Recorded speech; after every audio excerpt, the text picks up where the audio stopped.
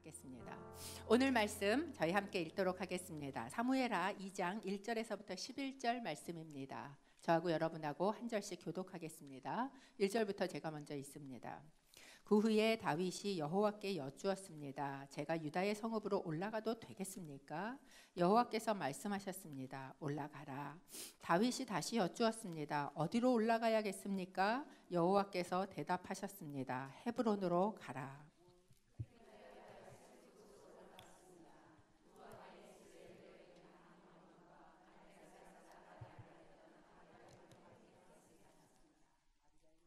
다윗은 그와 함께 있던 부하들도 그들의 가족들과 함께 가서 헤브론의 여러 성들에 정착하게 했습니다. 그때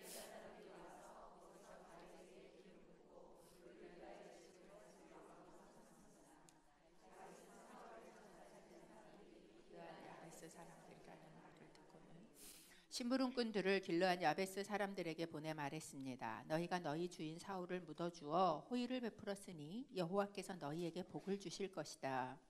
여호와께서 너희에게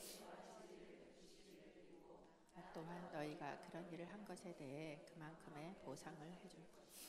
그러니 힘을 내고 용기를 가지라. 너희 주인 사울이 죽었고 유다의 집안은 내게 기름 부어 왕으로 삼았다. 한편 사울의 군대 사령관이었던 넬의 아들 압넬은 그는 이스보셋을 길르앗과 아술과 이스르엘과 에브라임과 베냐민과 온 이스라엘을 다스릴 왕으로 삼았습니다.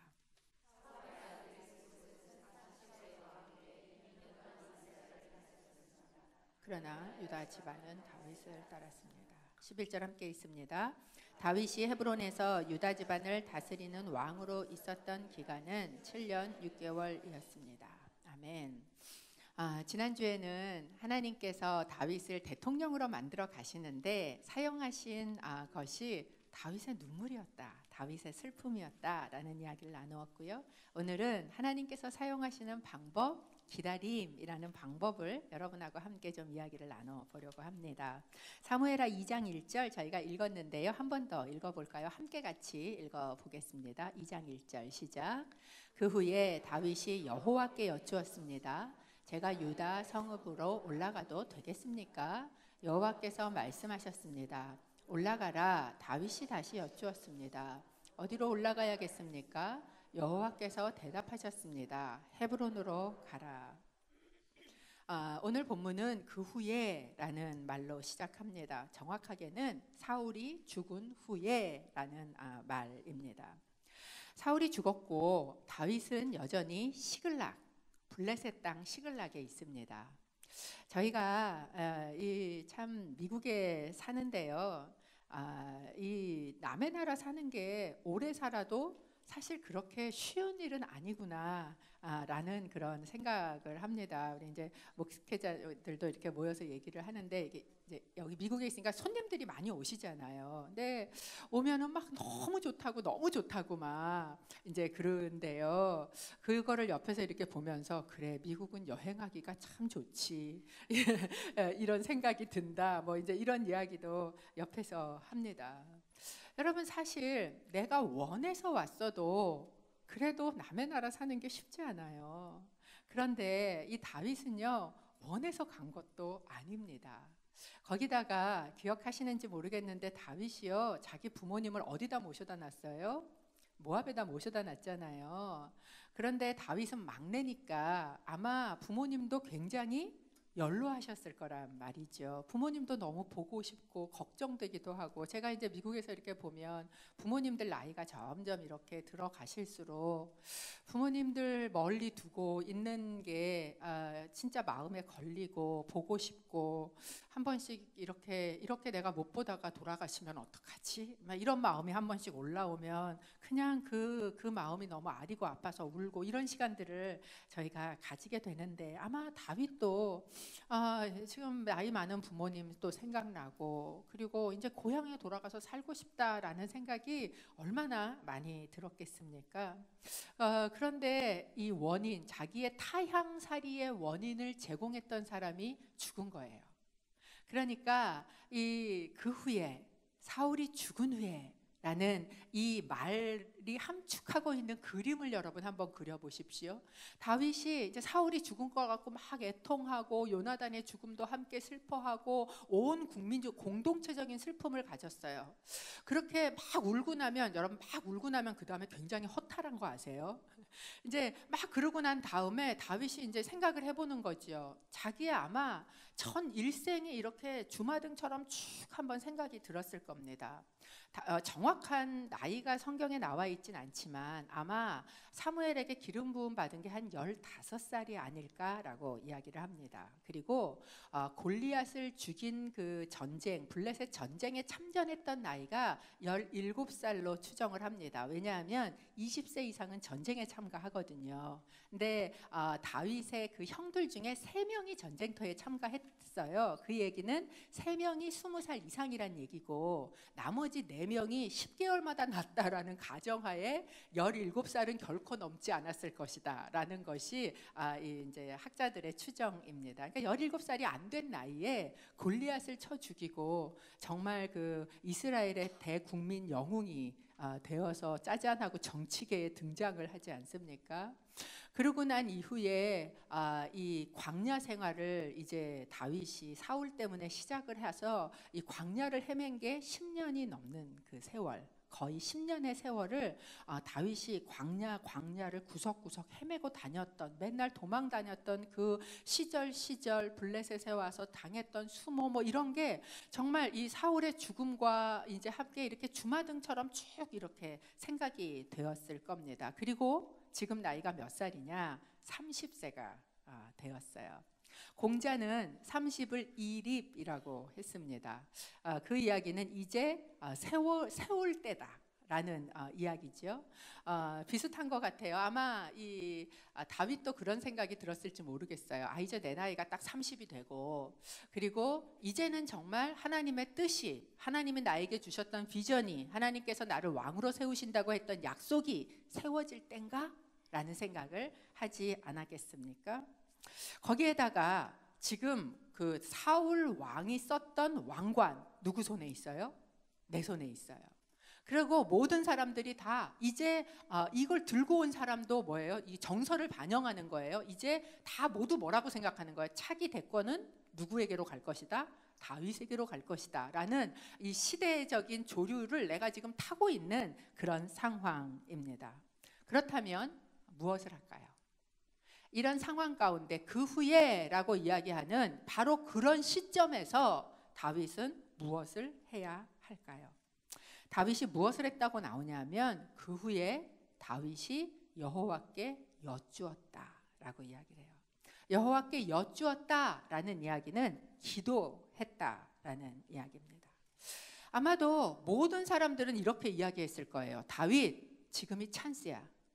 지금은 기도할 때가 아니고 지금은 움직일 때야. 지금을 위해서 그동안 네가 기도해 온 거야 라고 이야기할지 몰라요. 그런데 다윗이 바로 그 라이트 타임에 움직이지 않고 앉아서 기도를 했다라는 사실입니다.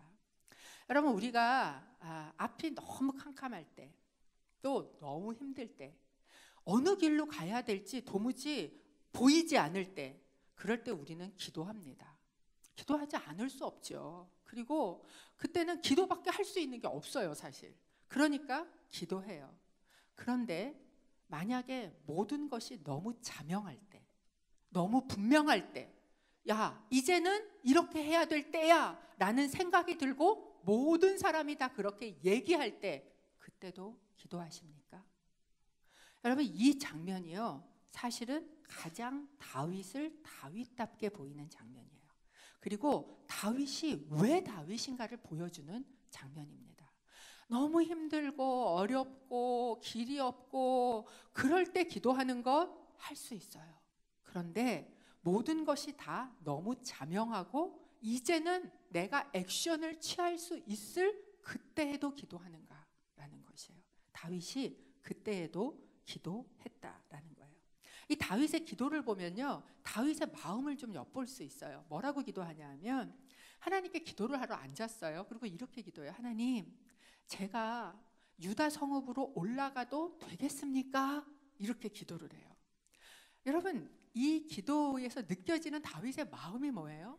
가고 싶어요? 가기 싫어요? 가고 싶어요. 너무너무 가고 싶은 거예요. 이제 남의 나라 말고 하나님, 이제 내 나라로 가도 되겠습니까? 내가 내 부모님하고 내 가족하고 같이 살던 그쪽으로 가도 되겠습니까? 이게 바로 이 다윗의 기도였습니다.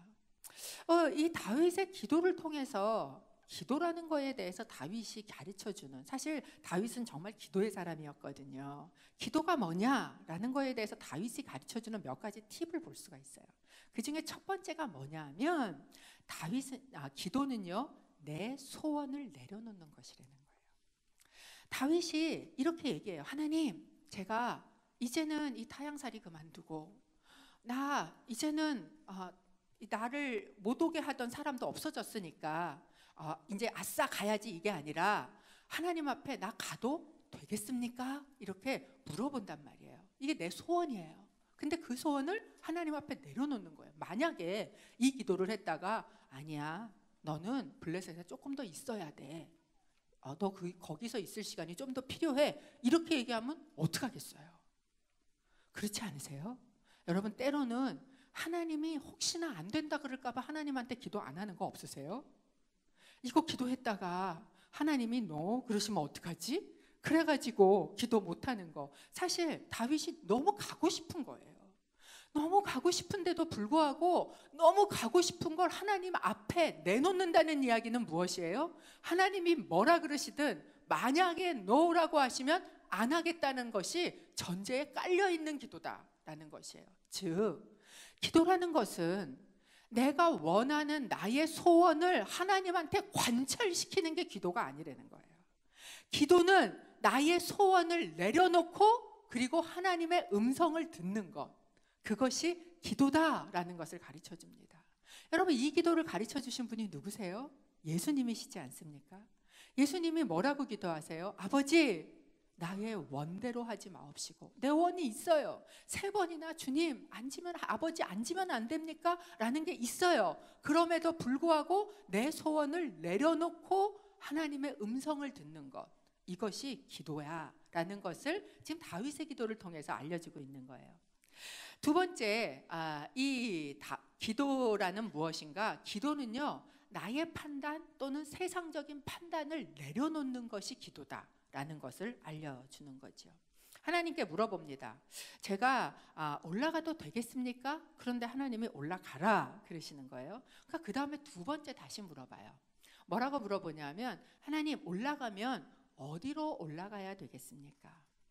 만약에 그 시대에 옆에 있는 정치적인 참모들에게 이제 내가 올라갈 거야, 다시 유다 땅, 이스라엘 땅으로 돌아갈 거야, 어디로 가면 좋을까? 라고 이야기를 하면 아마 10사람이 다 길갈로 가라고 말을 했을 거예요.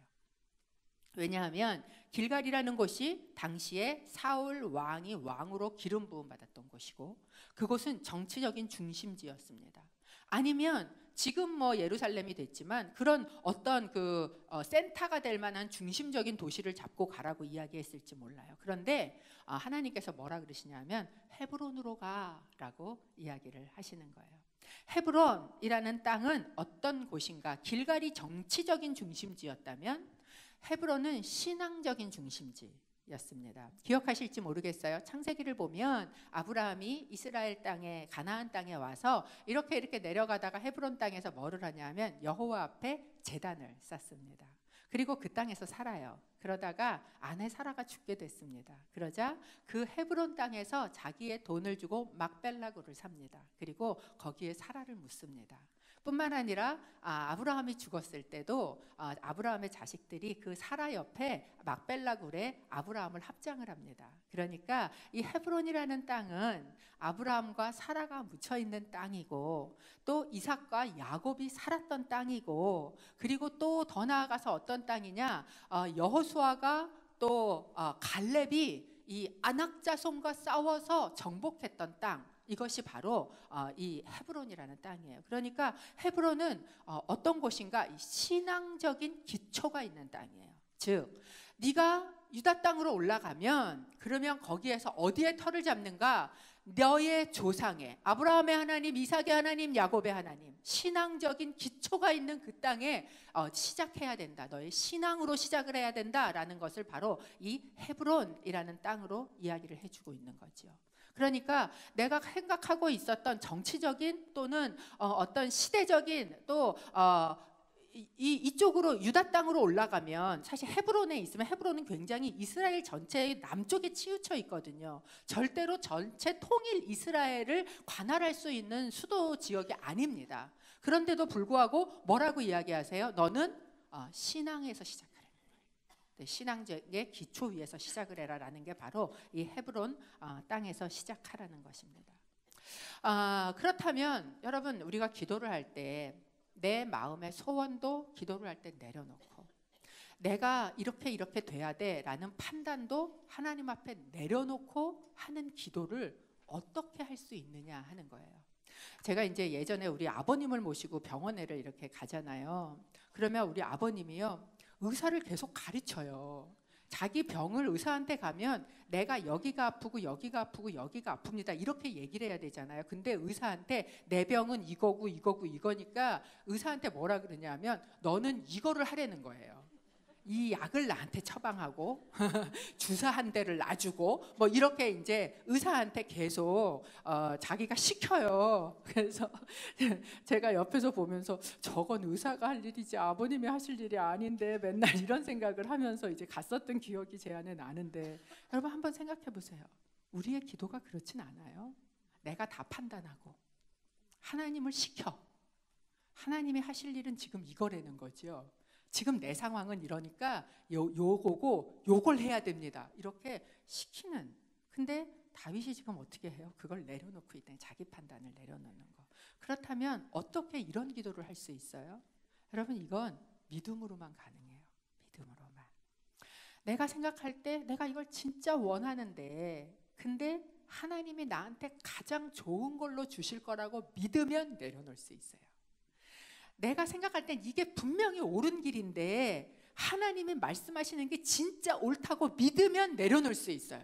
그게 안 믿어지니까 하나님이 나한테 가장 좋은 걸 주실 분이라는 것도 다 안 믿어지고, 하나님 말씀이 100% 옳다라는 것도 다 안 믿어지니까 그 앞에 100% 내려놔지지 않는다는 거예요. 그러니까 기도는 철저하게 어떤 행위인가? 믿음의 행위다 라는 걸 다윗이 또한 그대의 기도를 통해서 저희에게 보여주고 있는 겁니다. 그래서 여러분, 믿는 사람은 기도할 수 있고요, 이 믿음의 기도를 통해서 우리는 순종할 수 있고, 이 이야기는 믿는 사람은 하나님 앞에 이 기다림의 시간을 가질 수 있다라는 거예요. 그래서 여러분, 이 기도는요 본질적으로 기다림의 행위입니다. 내가 무언가를 할 수 있지만 하지 않고 하나님 앞에서 기다리는 행위. 그리고 이 기다림은 제가 지난주에도 말씀드렸죠. 어떤 사람이 기다릴 수 있어요? 믿는 사람이 기다린다. 그래서 철저하게 믿음의 행위다라는 것을 보여주고 있죠. 여러분, 우리가 기억하건대 사울의 첫 번째 불순종이 어디서 왔는 줄 아세요? 사울의 첫 번째 불순종이 사무엘상 13장에 등장하는데 기다리지 못해서 불순종합니다. 사무엘이 오기로 했는데 오지 않는 거예요. 그러니까 그 앞에 끝까지 기다려야 되는데 내가 뭔가를 해야 되는, 내 뜻대로 내 의지대로 뭔가는 해야 될 것 같은 그 생각이 우리 안에 작동을 하니까 기다리지 못한다는 거예요. 여러분, 내가 뭔가를 해야 된다는 것을 내려놓고 전적으로 하나님을 신뢰할 때 우리는 기다릴 수 있다라는 거예요. 여기에서 하나님의 나라가 뭐냐, 지난주에 제가 잠깐 말씀드리면서 이번 주에 좀 다루겠습니다 라고 말씀드린 하나님의 나라의 본질적인 모습이 등장합니다.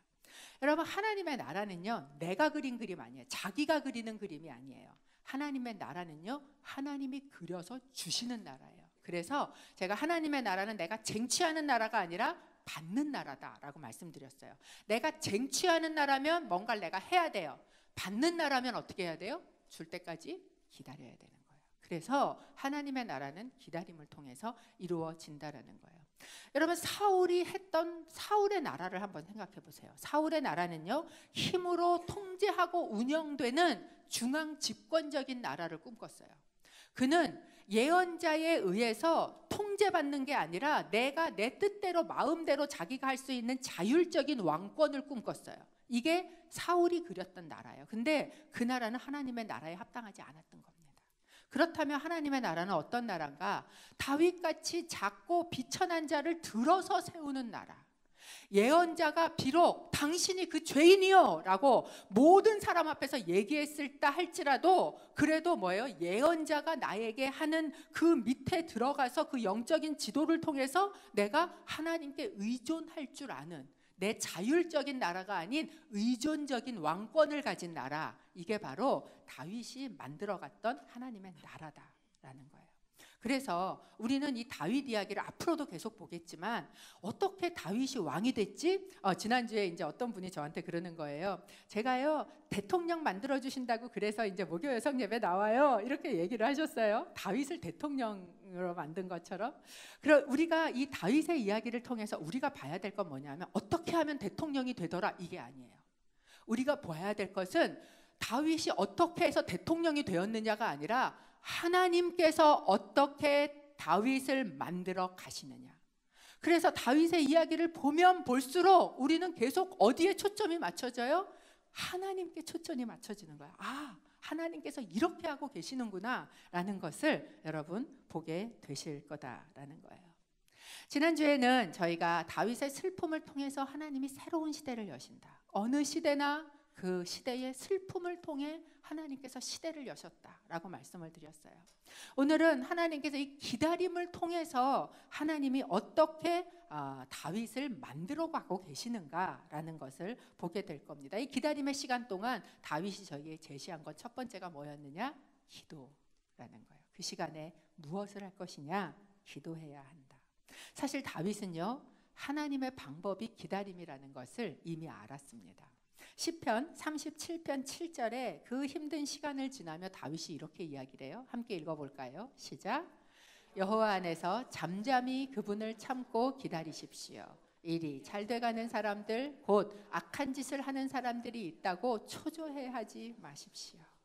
다윗은 지금 악한 짓을 해서 하나님 없이 잘 되고 있는 어떤 사람들이 일어나고 있고, 그리고 그것 때문에 너도 뭐라도 해야 되는 거 아니니? 라고 하는 소리를 듣지만 그럼에도 불구하고 뭐라고 이야기합니까? 여호와 안에서 잠잠히 그분을 기다리십시오. 하나님께서 사용하시는 방법이 기다림이라는 것을 다윗은 누구보다도 알고 있었던 사람이에요. 그렇다면 여러분, 왜 하나님은 기다림이라는 방법을 쓸까요? 그거 아닌 다른 방법을 쓰시면 참 좋겠는데 하나님 맨날 기다리래. 그래가지고 이 기다림이라는 방법을 하나님이 쓰신단 말이죠. 왜? 이 기다림이라는 방법이 뭐가 유익하길래, 이 방법을 통해서 하나님은 뭐를 하시려고 하시기에 우리에게 기다리라고 하시는가? 이 기다림에 뭐 여러 가지가 있습니다. 그 중에 여러분하고 나누고 싶은 첫 번째는요, 여러분, 이 기다림은요 우리의 인격을 변화시킵니다. 하나님의 목적은요 다윗을 왕을 만드는 게 목적이 아니에요. 하나님의 목적은 다윗을 왕에 합당한 사람으로 만드는 게 목적이에요. 뭐가 다른지 아시겠어요? 왕 자체가 되는 게 목적이 아니라고요. 사울이 왕이 안 됐기 때문이 아니에요. 그런데 왕에 합당한 사람이 되지 않았기 때문에 여러분, 그 왕권은 어떻게 됩니까? 결국은 뺏기게 되고 너무나 비참하게 되고 스스로는 너무나 그런 모습으로 마지막을 막 맺게 되는 거지요. 그래서 하나님의 목적은 다윗을 왕을 만드는 게 목적이 아니고 다윗을 왕에 합당한 사람으로 만드는 게 하나님의 목적이었다라는 거예요. 여러분, 우리를 향해서도 하나님은 마찬가지세요. 여러분, 하나님은요 우리를 정말 높이 세우는 게 하나님의 목적이 아니에요. 하나님의 목적은요 우리를 평안하고 모든 것이 부유하게 만드는 게 하나님의 목적이 아니에요. 하나님의 목적은요 그 모든 것을 다 감당할 만한 사람으로 만드는 게 하나님의 목적이에요. 그것을 주셨을 때 정말 왕 같은 제사장으로 그것을 사용할 수 있는 사람으로 만드는 게 하나님의 목적이고, 그것을 통해서 하나님의 나라를 만들 만한 사람으로 만드는 게 하나님의 목적이다라는 거예요. 그래서 로마서 5장 3절 4절은 저희에게 이렇게 이야기를 해줍니다. 함께 읽어볼게요. 시작. 이뿐만 아니라 우리는 또한 환난 가운데서도 기뻐합니다. 이는 환난은 인내를, 인내는 연단을, 연단은 소망을 이루는 줄을 알기 때문입니다. 여러분, 그렇기 때문에 하나님은 우리의 삶 가운데 환난을 허락하시는 거예요. 그리고 이 환난의 시간 동안 우리를 뭐하게 해요? 인내, 기다리게 만드시는 거예요. 왜 그렇게 하시는가? 인내는 연단을, 연단은 소망을 이룬다라고 이야기를 합니다. 그런데 이 인내와 소망 사이를 잇고 있는 이 연단이라는 단어, 이 단어가요, 영어 성경을 아시는 분들은 이 단어가 뭐로 번역이 되어 있냐면 캐릭터로 표현이 되어 있어요. 그러니까 정확하게는 이 인내를 통해서 하나님께서 무엇을 이루고 계신다는 거예요? 우리 안에 캐릭터, 이 인격을 이루고 계시다는 거예요. 여러분, 이 환난이 인내를, 인내는 연단을, 인격을 만들어 가신다라는 것입니다. 그렇기 때문에 여러분, 이 환난과 인내의 시간을 통해서 하나님은 우리의 삶 가운데 뭐를 하고 있어요? 우리의 인격을 다루고 계시는 거예요. 성령의 인격이 우리의 인격이 되시도록, 그래서 모난 것도 깎으시고, 그리고 사람 인생 지팡이와 막대기를 통해서 나를 치시기도 하시고, 이 환난의 시간들을 겪게 하시면서 나의 인격을 다듬으시는 기다림이라는 시간을 사용하신다라는 거예요. 이 하나님의 말씀을 듣고 다윗이 어떻게 합니까? 온 가족을 다 데리고, 그리고 자기의 부하들의 가족까지 다 끌고 내려갑니다. 근데 생각해 보면 사실 이게 굉장히 위험한 행동이에요. 지금 다윗은 어디에 있었어요? 방금 이스라엘과 블레셋이 전쟁을 치렀잖아요. 그런 그 이스라엘 땅에 지금 그 적국의 군 사령관으로 있었던 다윗이 사람들을 다 끌고 유다 땅으로 들어간다고 한번 생각해 보세요. 과연 그 사람들이 이 다윗을 받아줄까? 그래, 너는 우리 고향 사람이야, 이렇게 받아줄까? 아니면 너는 블레셋 적군이야 라고 우리를 생각할까? 그거의 가족들까지 다 끌고 거기를 가도 괜찮을까? 그런데 다윗은 하나님께서 말씀하셨기 때문에 뭐 합니까? 괜찮은 거예요. 순종하는 거예요. 다 끌고 간다라고 내려갔다라는 겁니다. 그곳에 내려갔더니 자기가 생각했던 것을 뛰어넘어서 하나님께서 어떻게 하게 하셨냐면 유다 사람들이 다 몰려와서 다윗을 왕으로 삼습니다.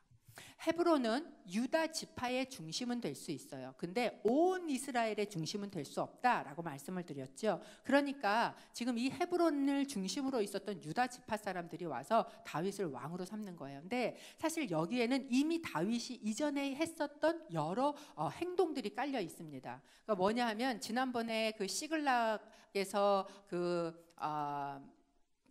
아말렉 사람들을 쳐서 탈취물들을 얻었잖아요. 근데 그 탈취물들을 얻은 게 굉장히 많아서 이거를 다윗이 다 어디에다 보내냐면 유다 지파의 장로들에게 선물로 보냅니다. 그러니까 이 선물들을 받으면서 이 사람들은 어떻게 생각했겠어요? 다윗이 블레셋의 장수 노릇을 하고 있는 것 같지만 사실 마음은 나는 어디 나라 사람이라는 거예요? 나는 유다 사람이에요. 나는 내 조국을 등지고 와 있는 게 아니에요 라는 것을 이미 자기를 표현을 한 거죠. 그러니까 이 사람들 안에 이미 그 관계가 있었던 거예요. 다윗이 오니까 다윗을 왕으로 삼았습니다. 그렇게 하고 7년 6개월을 유다 지파의 왕으로 30세부터 지내게 됩니다. 그런데 여러분, 이 유다 지파의 왕이 됐지 온 이스라엘의 왕이 된 거는 아니지 않습니까? 사실 이제 사무엘을 통해서 다윗을 기름 부었어요. 근데 그거는 그러니까 이새의 집 안에서 일어난 일이죠. 그러니까 사람들이 이제 막 다음 대권 주자는 다윗이야. 왜? 하나님이 기름 부었대. 사무엘을 통해서 기름 부었대. 네가 봤어? 그런 얘기들 사람들이 했을까요? 안 했을까요? 아니, 보지는 않았는데 그랬대. 그거 지가 지어낸 얘기일 수 있어. 지가 왕이 되고 싶으니까. 그러니까 그렇게 지어낸 얘기일 수 있어. 이런 얘기들이 오고 갔을까요? 안 오고 갔을까요?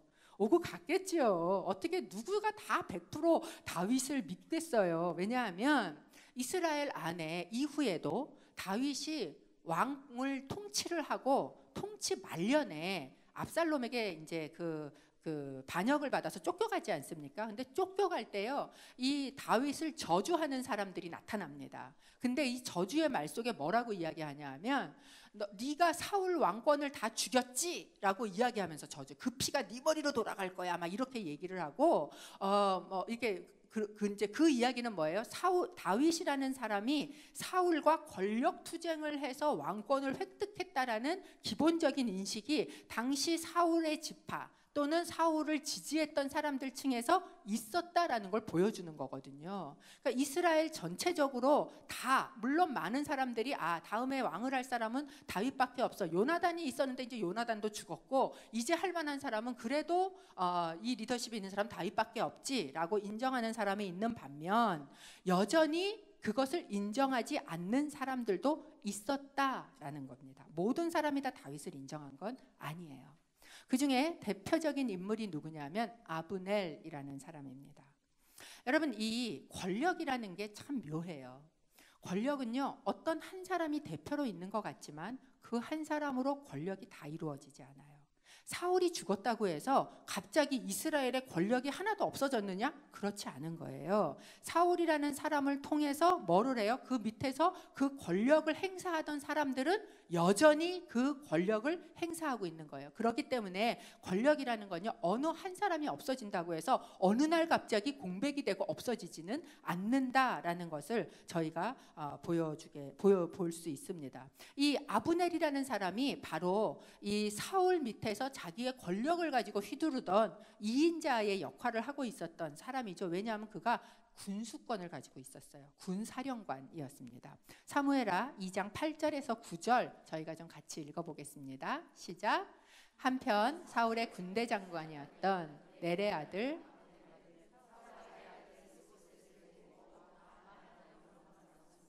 9절.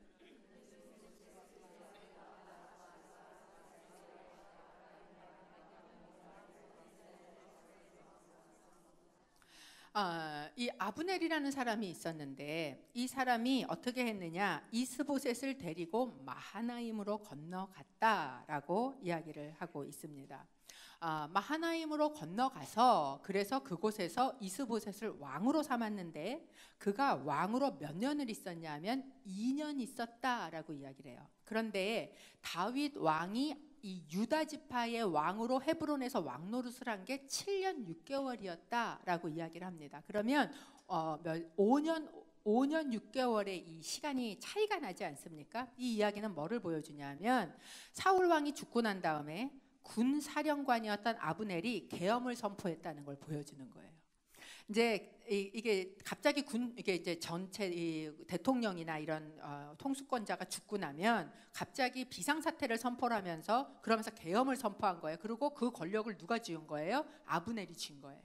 그리고 자기가 이 권력을 가지고 5년 반을 지금 통치를 하면서 권력을 휘두른 거죠. 근데 정통성이 있어요, 없어요? 사실 이 군권을 가지고 정권을 잡으면 정통성이 없거든요. 그러니까 자기의 정통성을 행사하기 위하여 아브넬이 어떻게 했는가? 이스보셋을 데리고 마하나임으로 건너가서, 주도권이 지금 누구한테 있어요? 이 아브넬에게 있지요.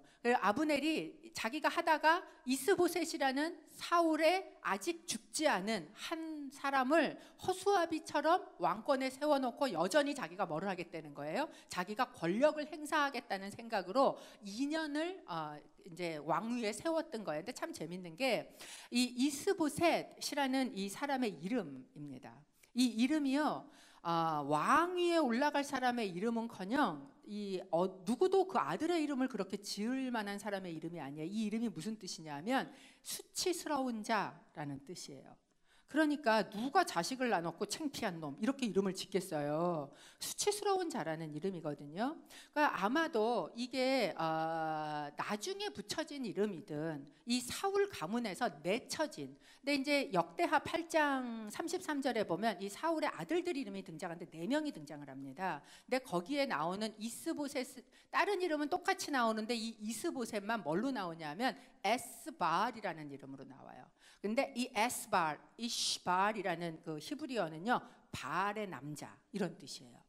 그러니까 아마도 이 이스라엘 땅에서 이 이스보셋은 굉장히 타락한, 그리고 정말 가문의 수치가 되는, 그래서 아버지가 데리고 이 장군을, 그러니까 군 사령관을 삼아서 전쟁에 대꾸가 나갈 만한 사람이 아니었던, 집에서 내버려진 것 같은 지 멋대로 이렇게 타락한 생활을 살던 그런 왕자가 아니었을까 생각을 합니다. 그러니까 전쟁터에도 안 나가고 있었겠죠. 그런데 이 사람을 데려다가 단지 사울의 아들이라는 이름 하에 지금 데리고 어디로 건너가냐 하면 이 강을 건너가요. 12지파 그 지도 한 번만 보여주시겠습니까?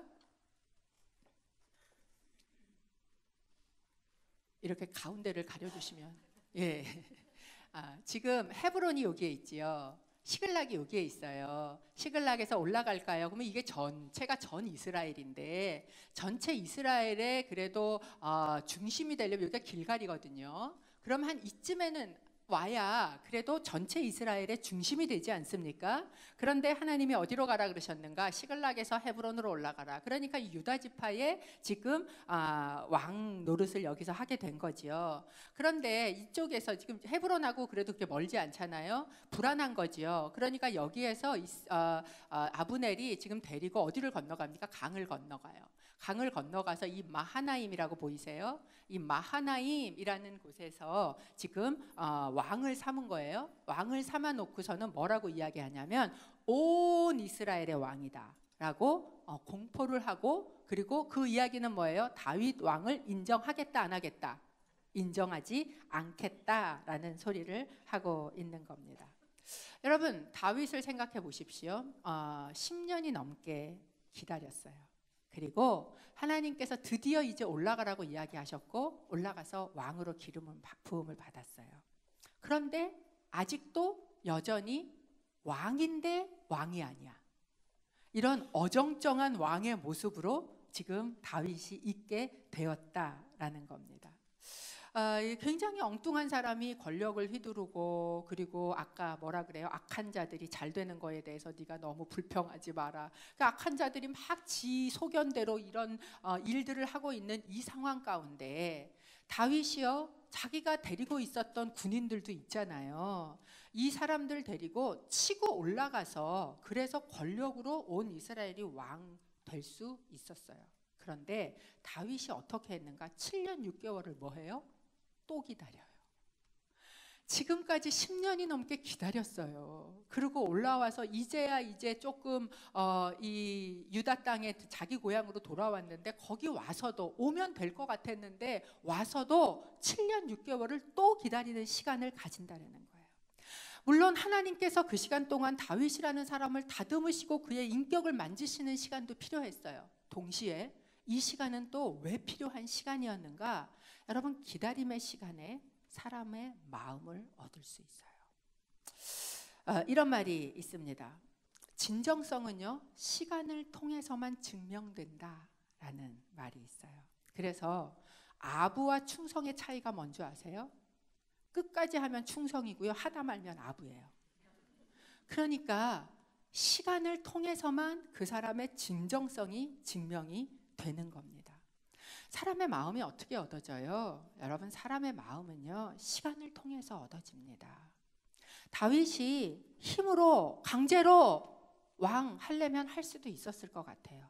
그렇지만 그렇게 하면 또 사울이 한 것처럼 힘으로의 왕은 될 수 있지만 진짜 마음을 얻은, 그리고 이스라엘이 마음이 합해진 통일 이스라엘의 왕은 될 수 없었다라는 겁니다. 이 기다림의 시간 동안 다윗은요, 사람들의 마음을 얻는, 그리고 마음들이 합해지는 그런 시간을 가지고 있었다라는 거죠. 진짜 사람들이 마음을 주는 건요, 시간을 두고 봅니다. 저 사람이 잠깐 있다가 내 앞에 몇 번 이빠른 소리, 앞에 발린 소리 하다가 갈 사람인가? 아니면 진짜 진득하게 그 자리에 언제나 있어주는 사람인가?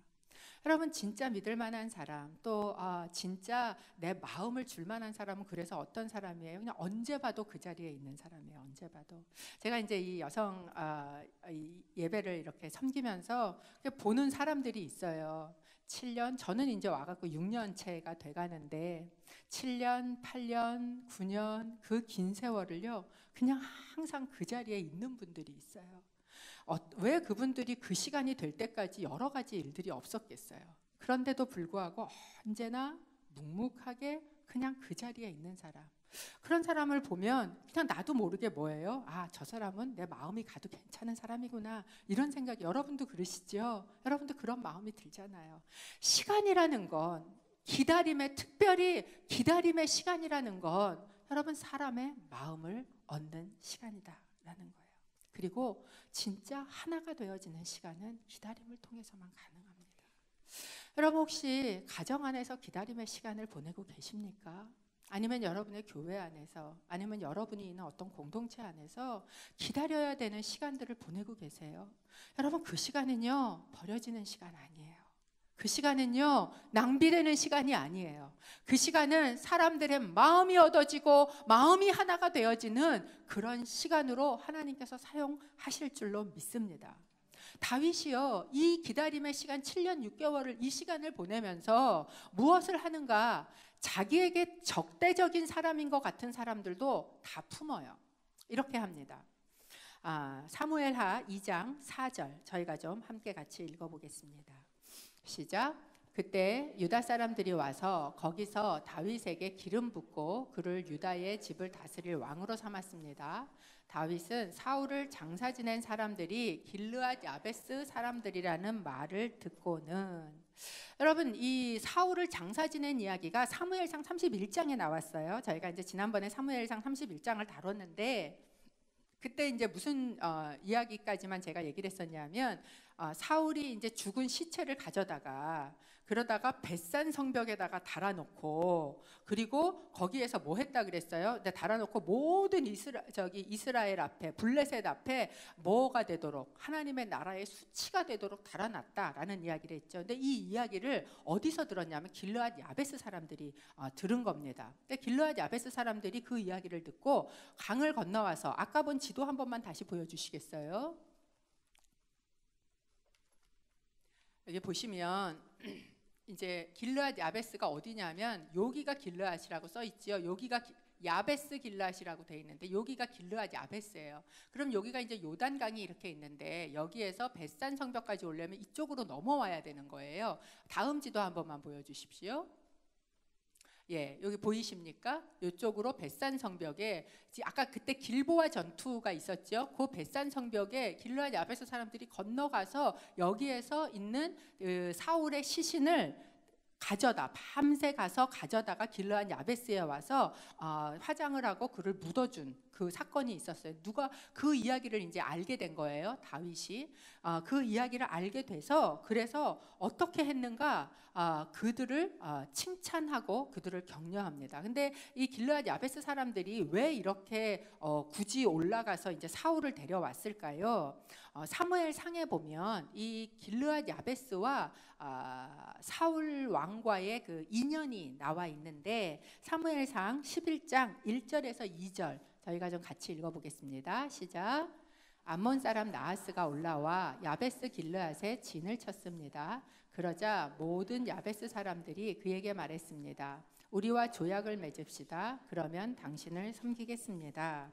그러나 암몬 사람 나하스가 대답했습니다.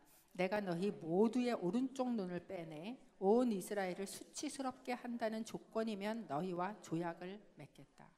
이게 이제 사울이 왕으로 기름 부음 세워졌는데도 불구하고 사람들이 사울을 왕으로 인정하지 않을 시점에 길르앗 야베스에서 소를 몰고 있는데, 근데 이 일이 있었던 거예요. 그래서 이때 그 암몬이라는 나하스라는 암몬 왕이 여기에다가 공격을 하면서 뭐라 그랬냐면, 이제 우리가 화친을 하겠습니다라고 얘기를 해도 너희 온 남자들의 오른쪽 눈알을 다 뺏어 가지고 오라는 거예요. 그러면 내가 너희와 화친을 맺겠다. 그러니까 그렇게 하면서 여기 수치스럽게, 너희를 수치스럽게 하면, 그러니까 정말 이 길르앗 야베스 사람들이 암몬에게 너무 수치를 당하는 이 시점에 사울 왕이 이 이야기를 듣고 분연듯이 일어나서 온 이스라엘 사람들을 끌고 가서 암몬과 전쟁을 합니다. 그리고 이 사건을 통해서 승리를 하고 길르앗 야베스를 구하고, 그리고 사울이 왕으로 세워지거든요. 그러니까 길르앗 야베스 사람들에게는 이 사울이라는 사람이 어떤 사람이에요? 자기네 은혜를 입었던 사람이고, 이 은혜를 보은하는 마음으로 지금 사울의 시신을 장례를 치른 거예요. 그런데 다윗의 입장에서 보면 이들이 여전히 누구를 지지하는 모습이에요? 사울을 지지하는 모습이에요. 아직 다윗은 유다 지파 밑에 조그만 곳에 찌그러져 있고 북이스라엘 전체와 요단강을 건넌 길르앗 야베스, 마하나임 이쪽 지역 전체가 다 지금 누구한테 돼 있어요? 아직도 사울과 또는 아브넬의 그 진영 가운데 들어가 있는 것 같은 이런 모습일 때에 다윗이 어떻게 그들에게 하냐 하면 사무엘하 2장 5절에서 6절 7절 말씀입니다. 저하고 여러분하고 교독할게요. 심부름꾼들은 길르앗 야베스 사람들에게 보내 말했습니다. 너희가 너희 주인 사울을 묻어주어 호의를 베풀었으니 여호와께서 너희에게 복을 주실 것이다. 6절.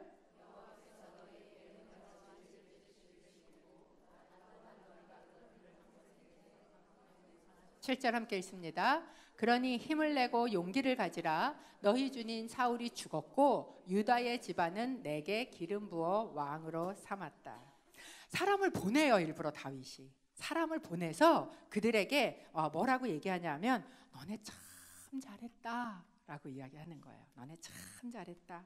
하나님께서 너희가 사람에게 은혜를 이렇게 갚을 줄 알았으니 하나님께서 너희에게도 은혜를 베풀어 주시기를 내가 빌고 나도 너희에게 뭐 할 것이다? 보상을 할 것이다 라고 이야기를 하면서 이렇게 얘기해요. 그러니 힘을 내고 용기를 가져라 라고 이야기를 하는 거예요. 이 이야기는 뭐냐면 두려워하지 말아라 라는 거예요.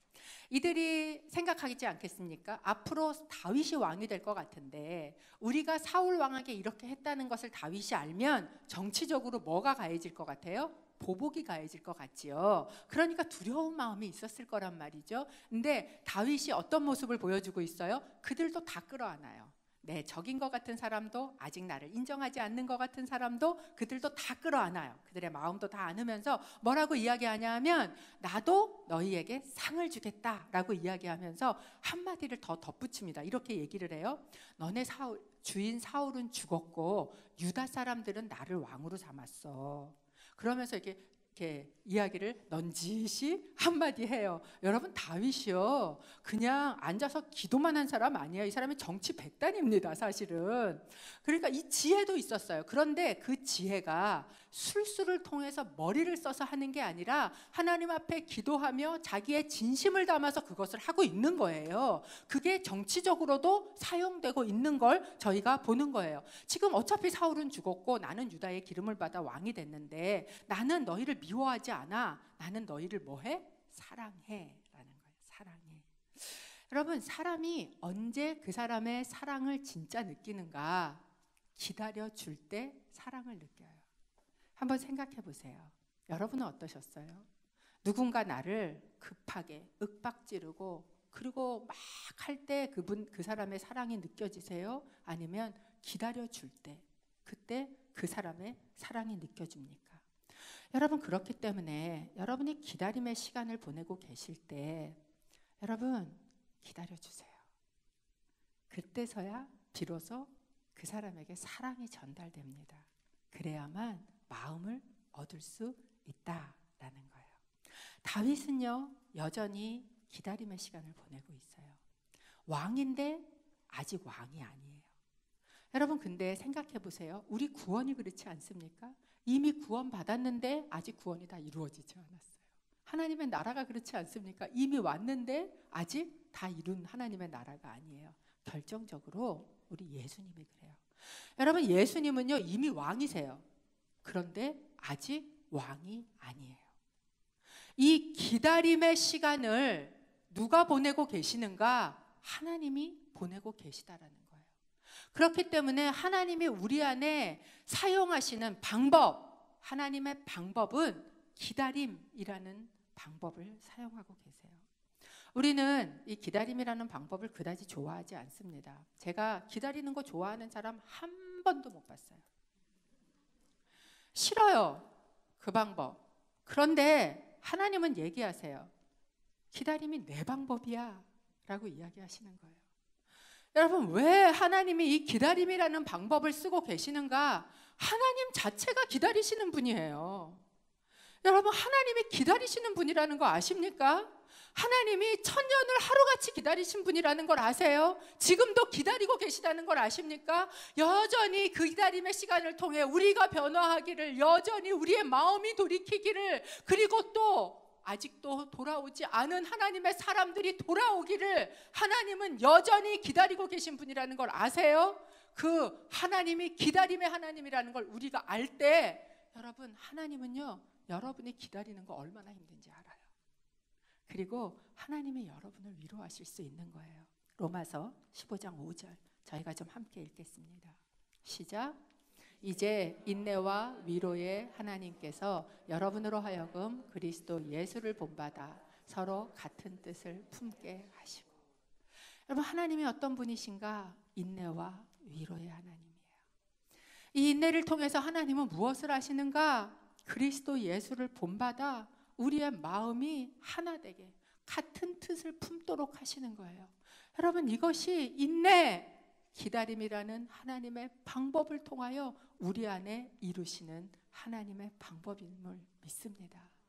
여러분, 기다림 가운데 계실 때 그때 하나님 앞에 이 위로를 받으시기를 바랍니다.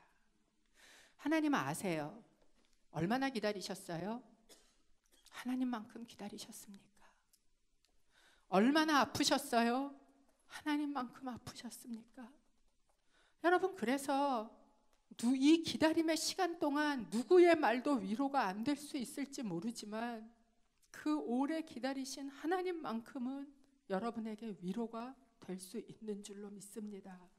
이 시간 여러분, 하나님 앞에 잠시 앉아서 하나님께 묻는 시간도 좀 가지시면 좋겠어요.